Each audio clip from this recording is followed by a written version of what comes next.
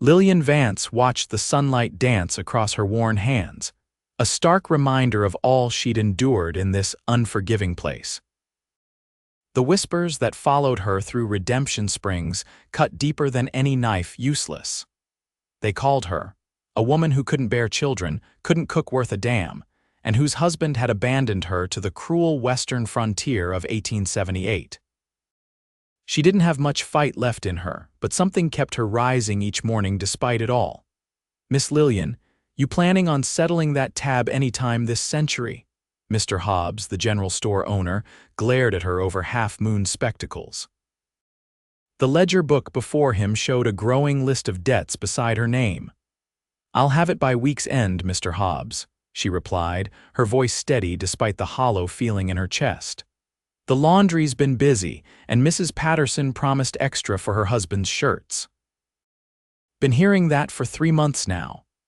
Hobbs closed the ledger with an air of finality. "No more credit, either pay or go without." Lillian bit her lip, hiding the trembling. "I understand." Outside, the main street of Redemption Springs stretched before her, dusty and indifferent. 2 years ago, when David had left her here with nothing but a trunk of belongings and broken promises, she'd believed she could make something of herself. Now, at 26, she wondered if the town wasn't right about her after all. "Might as well give up, girl, Mrs. Whitaker called from her porch as Lillian passed by. "Woman like you ain't got no business trying to make it alone out here."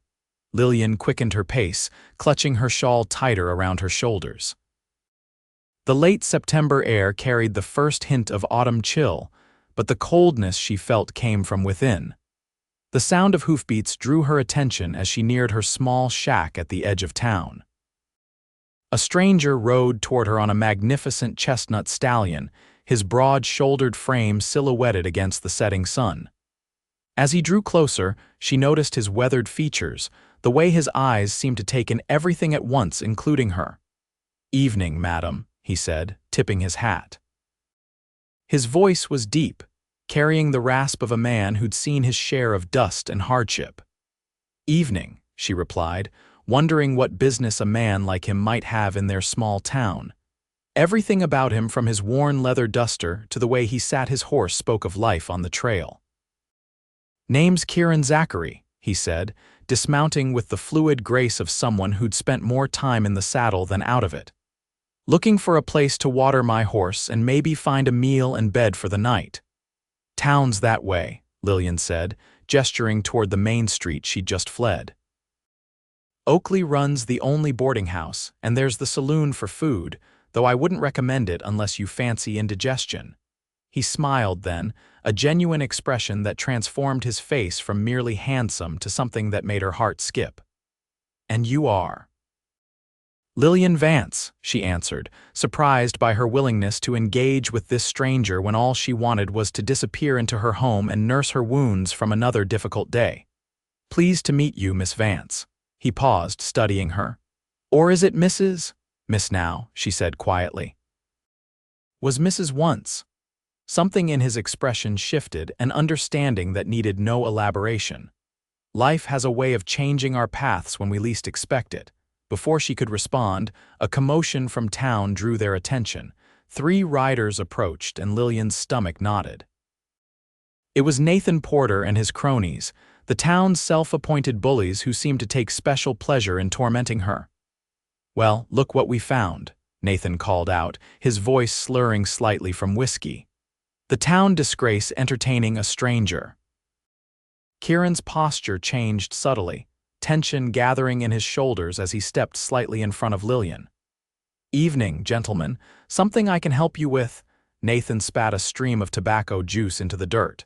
"Ain't talking to you, stranger, just warning you about this one." Town calls her useless Lillian. Can't cook, can't clean proper, can't even keep a husband.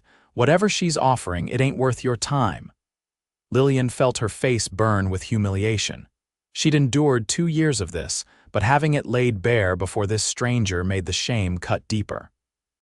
"Seems to me," Kieran said, his voice dangerously soft, "that a man ought to mind his tongue when speaking about a lady." "Lady," Nathan laughed. "That's rich." Ask anyone in town what they think of the words died in his throat as Kieran's hand moved to rest on his holstered revolver. I don't much care what anyone in town thinks. I make my own judgments. A tense silence followed, broken only by the nervous shuffling of horses. Finally, Nathan spat again and jerked his reins. Come on, boys. Let the trash find its own level. As they rode away, Lillian realized she'd been holding her breath. You shouldn't have done that, she whispered. They'll only make things worse for me tomorrow. A man who'd speak to a woman like that doesn't deserve courtesy, Kieran replied, his eyes still tracking the retreating riders. You deserve better than what that town's giving you, Miss Vance. Something in his words, the simple conviction with which he spoke, nearly broke her. You don't know me, Mr. Zachary. No, he agreed, but I'd like to if you'd permit it. The sincerity in his voice startled her. Why? His smile returned, softer now. Because when a flower grows in barren ground, it's worth taking notice of. She had no response to that. Such kindness had become foreign to her. Instead, she gestured toward her small home. I don't have much, but I can offer you supper and a place to tether your horse for the night. It's not fancy, but it's clean. That's more than generous, he replied. Thank you. As they walked toward her humble dwelling, Lillian felt something shift inside her, a small crack in the wall she'd built around her heart. She didn't know this man, didn't know if he could be trusted, but for the first time in 2 years, someone had looked at her and seen more than the label the town had given her. That night, over a simple meal of beans and cornbread, Lillian learned that Kieran Zachary was a former Texas Ranger turned cattle driver, heading north after delivering a herd to the railroad in Cheyenne.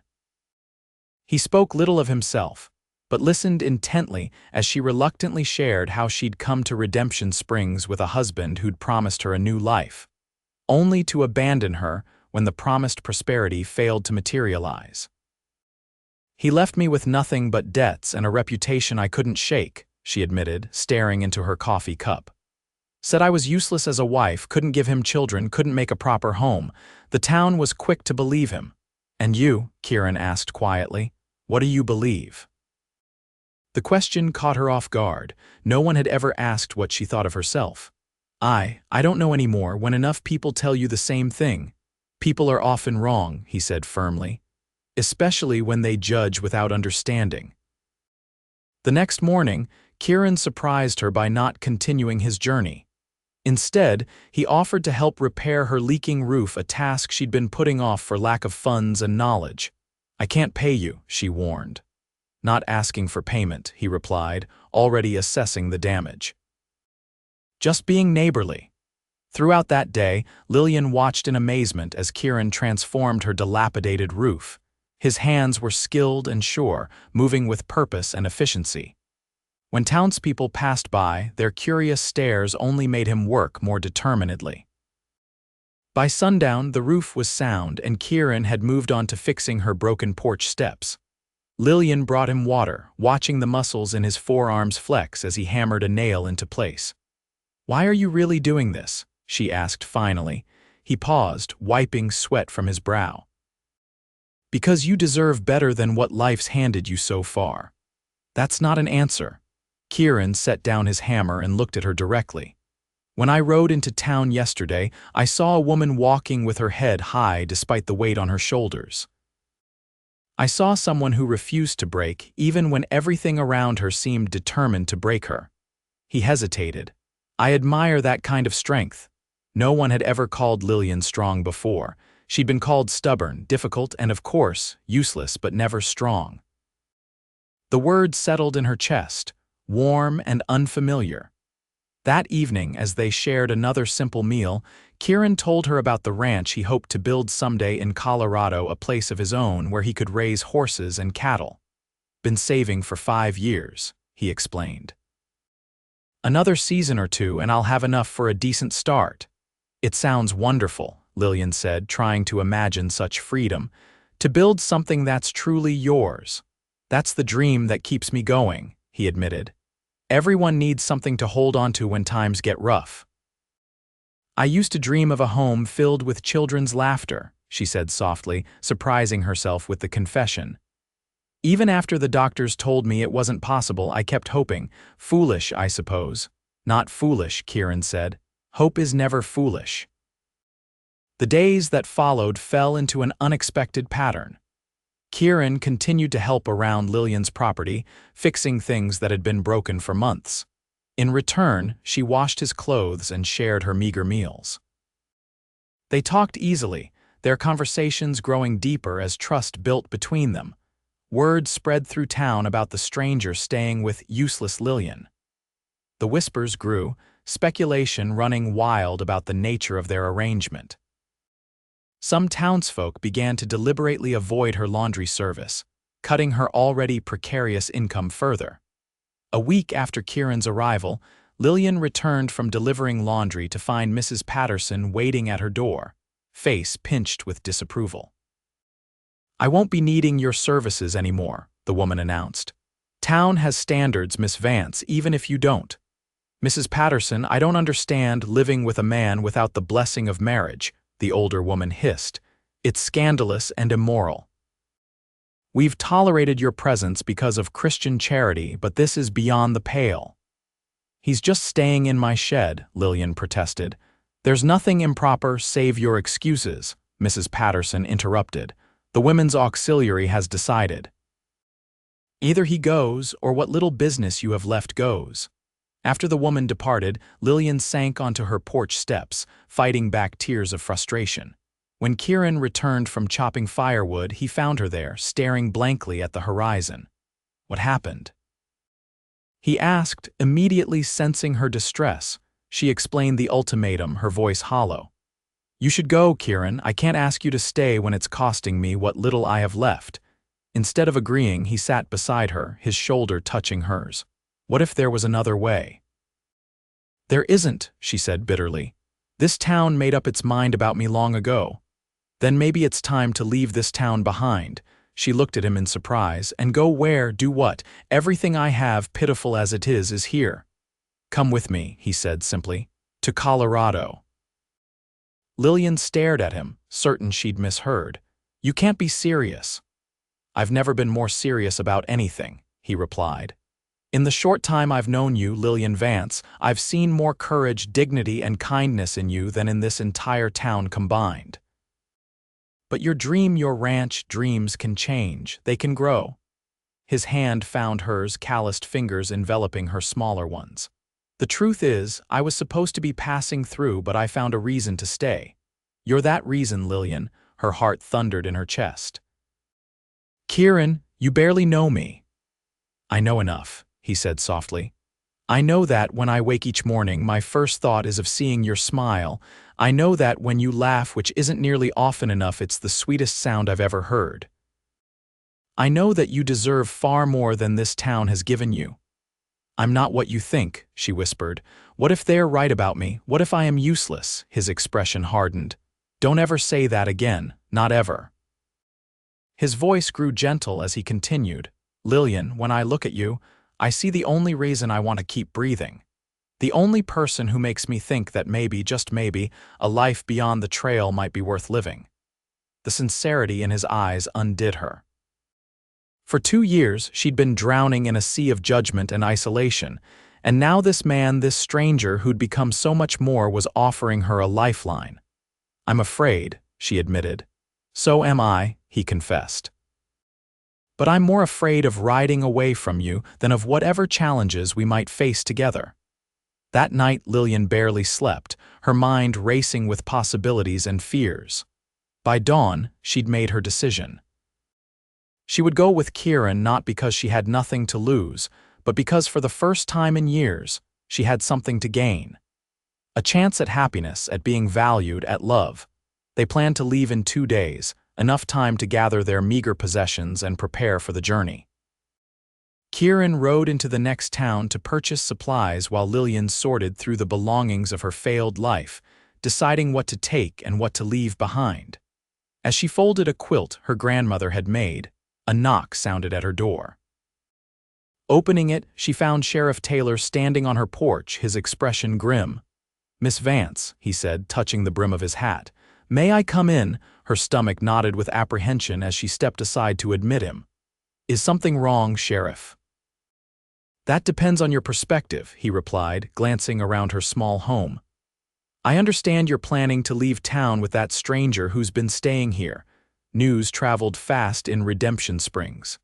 Yes, I am. Is there a law against that? No law, the sheriff acknowledged. But I thought you should know some things about your friend. What things? She asked, wariness creeping into her voice. Had a telegraph from the sheriff over in Laramie yesterday. Seems your Mr. Zachary is wanted for questioning about a stagecoach robbery near the Wyoming border.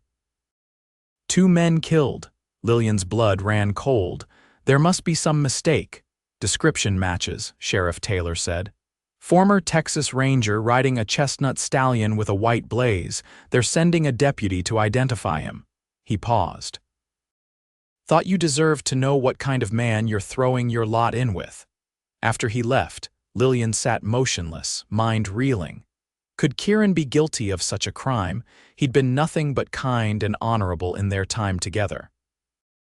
Yet she knew so little about him, really only what he'd chosen to tell her.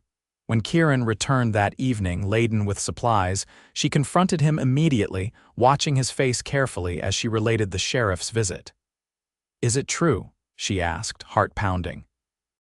Are you wanted for robbery and murder? The pain that flashed across his features seemed genuine. No, Lillian, it's not true. Then why would the sheriff in Laramie? Because I was there, he interrupted, setting down his packages. I was on that stage. There was a robbery attempt, and I helped fight off the bandits. 2 of them died in the gunfight. The sheriff knew I was a former ranger and asked me to help track the others. He ran a hand through his hair. I never mentioned it because I didn't want to frighten you with tales of violence. Relief flooded through her, followed quickly by shame at having doubted him. I'm sorry, I shouldn't have. You had every right to question me, he said gently. You've been let down by men before. I understand your caution. The next morning, the deputy from Laramie arrived and confirmed Kieran's version of events. Far from being a suspect, he'd been instrumental in preventing the robbery from succeeding. The deputy even offered Kieran a position with the Laramie Sheriff's Office, which he politely declined. As the deputy departed, Sheriff Taylor approached Lillian, who stood watching from her porch. Appears I was mistaken, he admitted grudgingly. Telegraph got garbled somewhere along the line. Yes, it did, she replied, unable to keep the edge from her voice. The sheriff shifted uncomfortably. Miss Vance, for what it's worth, not everyone in town thinks poorly of you. Some folks just got too much time for gossiping and not enough for Christian charity. She was surprised by the unexpected show of support. Thank you, Sheriff. You really leaving with him tomorrow? Yes, she said, the word carrying a newfound certainty. He nodded slowly. He seems like a good man. Reckon you deserve that much at least. As their departure day dawned, Lillian awoke to the sound of voices outside her home. Peering through the window, she was astonished to see several townspeople gathered in her yard. Her first instinct was fear had they come to stop her from leaving, to deliver some final humiliation. Kieran was already outside, speaking with them. She quickly dressed and joined him, steeling herself for confrontation. Instead, she found Mrs. Oakley from the boarding house holding out a basket. Some food for your journey, the woman explained. Biscuits, jerky, and a jar of my peach preserves. Thank you, Lillian stammered, bewildered by the unexpected kindness. Mr. Hobbs stepped forward next, clearing his throat awkwardly. Brought some coffee and sugar for the trail, and tore up that page in my ledger. Clean slate. One by one, several townspeople offered small gifts for their journey, practical items like matches, bandages, even a warm blanket. Not everyone from town was present. Of course, many still believed the worst of her, but enough had come to leave Lillian speechless with emotion. Why? She finally managed to ask. Mrs. Oakley glanced at the others before answering. Because we were wrong, Lillian. Not all of us believed what was said about you, but we didn't speak up either. That makes us just as guilty. She looked toward Kieran. When this gentleman came asking about you yesterday, defending your character with such conviction, it made some of us reconsider our actions. Lillian turned to Kieran, who shrugged with a small smile. I just told them the truth as I see it. As the small crowd dispersed, wishing them well on their journey, Lillian found herself overwhelmed by conflicting emotions: gratitude for this unexpected kindness, lingering hurt from years of ostracism, and a powerful surge of affection for the man who'd championed her when no one else would. "Ready to go?" Kieran asked as they loaded their belongings onto his horse and the sturdy mare he'd purchased for her. Lillian looked back at the small house that had been both her prison and her sanctuary for 2 difficult years. "Yes," she said firmly, "I'm ready." They rode out as the sun climbed higher in the clear autumn sky, following the trail that would take them north toward Colorado and whatever future awaited them there. Lillian felt lighter with each mile that separated her from Redemption Springs, as though shedding an old skin that no longer fit. That night, camped beside a small creek, Kieran built a fire while Lillian prepared a simple meal from their provisions. The domesticity of the scene struck her how natural it felt to be here with him, away from the judgments and cruelty that had defined her existence for so long. "Second thoughts?" Kieran asked, noticing her pensive expression. "No," she replied honestly, "just wondering what happens next." He sat beside her close enough that their shoulders touched. "Next, we find a place to build that ranch, we work hard, we make a life." He hesitated. "Together, if that's what you want." "And if it doesn't work out?" she asked, voicing the fear that still lingered. "If I'm not what you hoped for," Kieran took her hand, his touch gentle yet firm. "Lillian, I'm not looking for perfection, I'm looking for partnership. For someone who'll face life's challenges beside me, not behind me. Someone who knows her own worth, even when others fail to see it." "I'm still learning that part," she admitted. "We've all got learning to do," he said with a smile. "That's what living is." In the flickering firelight, he leaned closer, his intention clear. Lillian met him halfway, their lips touching in a kiss that felt like coming home after a long, difficult journey. His hand cradled her face as though she were something precious, something worth cherishing. When they parted, breathless and smiling, she saw in his eyes what she'd been searching for all her life: acceptance, admiration, and the unmistakable warmth of love beginning to bloom. "In Redemption Springs, they called me useless," she whispered. "And I say you're the only reason I keep breathing," he responded, the words a vow more binding than any she'd heard before. 3 weeks later, they reached the valley in Colorado that would become their home, a breathtaking expanse of grassland bordered by distant mountains, with a clear river running through it. Kieran had purchased the land site unseen based on a friend's recommendation, and reality exceeded all expectations. "What do you think?" he asked as they surveyed what would soon be their ranch. Lillian took in the rugged beauty surrounding them, imagining the home they would build, the life they would create together. "I think it's perfect," she said, her voice steady with newfound confidence. "I think we're home." They started small, a one-room cabin built with Kieran's skilled hands and Lillian's determination. Each day brought new challenges, from breaking ground for a garden to building corrals for the horses Kieran planned to raise. The work was hard, often frustrating, but Lillian discovered strengths she never knew she possessed: an aptitude for animal husbandry, a talent for bargaining with traveling merchants, an unwavering resilience in the face of setbacks.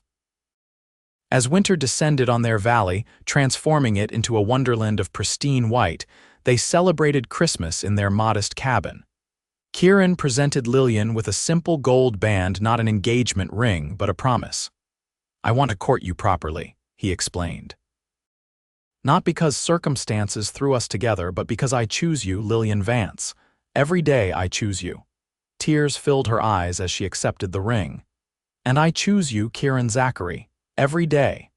By spring, their ranch, which they named New Beginning, had started to take shape.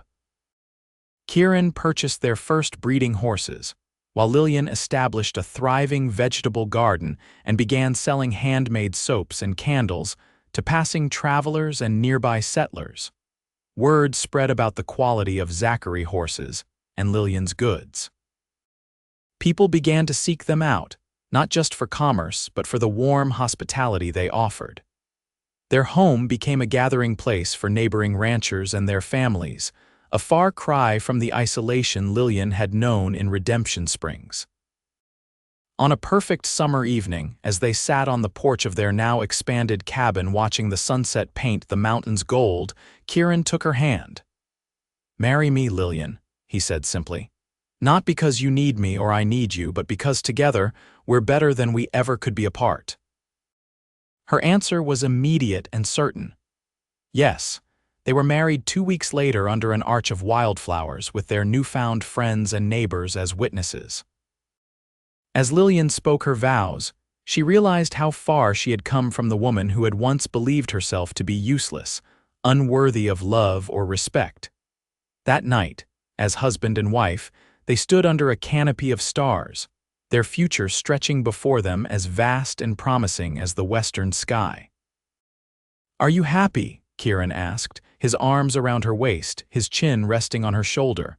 Lillian leaned back against his solid warmth, feeling truly secure for perhaps the first time in her life. "Happier than I ever thought possible," she answered truthfully. "You know," he said, his voice low and tender, "that first day in Redemption Springs when those men called you useless, I wanted to fight them all. Why didn't you? Because I saw in your eyes that you didn't need someone to fight for you, you needed someone to stand with you." He turned her gently to face him. "I promised myself then that if you gave me the chance, I'd spend my life standing beside you, not because you can't stand alone, but because you shouldn't have to." Lillian touched his face, memorizing the features she'd grown to love so deeply. "In Redemption Springs, I was surviving. Here with you, I'm living. And that," Kieran said, drawing her closer, "is all I've ever wanted, to live a life worth living with you by my side." As they sealed this truth with a kiss, Lillian knew that no matter what challenges lay ahead, they would face them together, two people who had found in each other not just love, but the courage to become who they were always meant to be. The town had called her useless, but Kieran had seen her worth from the beginning. And in the end, that recognition, that belief in her when she couldn't believe in herself, had made all the difference.